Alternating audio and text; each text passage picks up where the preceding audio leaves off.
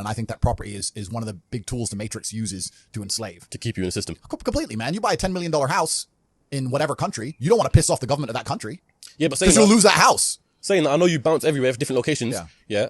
But what about buying houses in different locations? You still don't agree with that? Nah, because then you got headache if you got to look after it. Now it becomes a job, right? Yeah. There's a lot of people who talk about passive income, and we'll talk about passive income because I think that's the biggest scam on the planet. The idea of passive income in and of itself is a lie. You're the first person on the podcast to say that. Bro. Yeah, no, like everyone goes, oh, I want passive income. Well, of course you do. Everyone wants passive income, but tell me how you're going to get it, because only having tenants is not passive income. Ask anybody who has tenants. It's fucking headache, right? Yeah. If I have a house XYZ, I got to make sure it's looked after, not broken into, the electricity's on, it's cleaned. I got to get someone on the ground. My assistant's got to deal with it. Now it's just got to be something to deal with. And once I got a bunch of money, what I really wanted more than anything was freedom. There's a bunch of these real high-level crypto guys, like the guys who invented Ethereum and all that, the autistic guys. They don't own anything. And I kind of get that. I'm at the point now where they have a backpack of their possessions, and if they want a house, they rent it. They want a Lambo, they rent it. If I need to go somewhere, rent. I don't own anything. I don't have any hassle. Nothing's in my name. No government can take anything from me. You get to a point of wealth where you kind of start thinking, do I want to have all this crap now I got to deal with? Really, you want peace of mind. And I have enough troubles in my head. I don't need to be worried about my mansion in Santa Monica, which has been broken into. And I don't even go there. Do you know what I mean? It's just long. So that's that. And then also what I was saying earlier about property being a tool to the Matrix. If you buy a $10 or $20 million property under a government, you can't piss that government off. You can't disagree with that government. You can't, if the tax authority of that government says you owe them money, you better fucking pay it. Or you're going to lose a house, right? Yeah. If they say you better take an injection in your arm for the good of society, you better take your vaccine. You better put your mask on. You can't even get a parking ticket, my G. Listen, if I'm in England right now, I don't own any assets in England, right? And I pull up in the DBS. Have you ever seen James Bond look for parking? Me neither. No, fuck no. He parks up and gets out. That's what I do. Park up, boom, get out. I don't look for parking. They put a ticket on the DBS. Let's say I decide not to pay that, right? What are they going to do?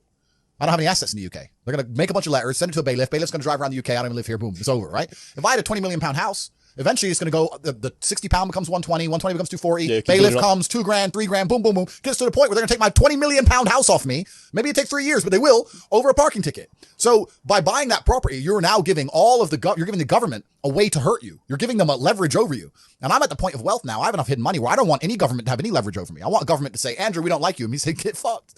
Safe. All right, I won't come then. Bye. And that's the problem with property. Property is a tricky one. I know you can make money with it, but you have to understand that they'll use it against you, man. It's a leverage. So, but let me ask you though. I completely understand the whole concept of coming out of the Matrix and stuff. Yeah. But for what reason? Like, what's the end goal? Like, where do you see your life in terms of in the future? I'll tell you why. I always knew I wanted to escape the Matrix before I escaped it. Let me tell you why. If COVID has not woke people up in the last 3 years, I don't know what's wrong with you. The government came along, closed your business down by force, forced you to have a medical procedure you didn't want, made you stay in your house and cover your face.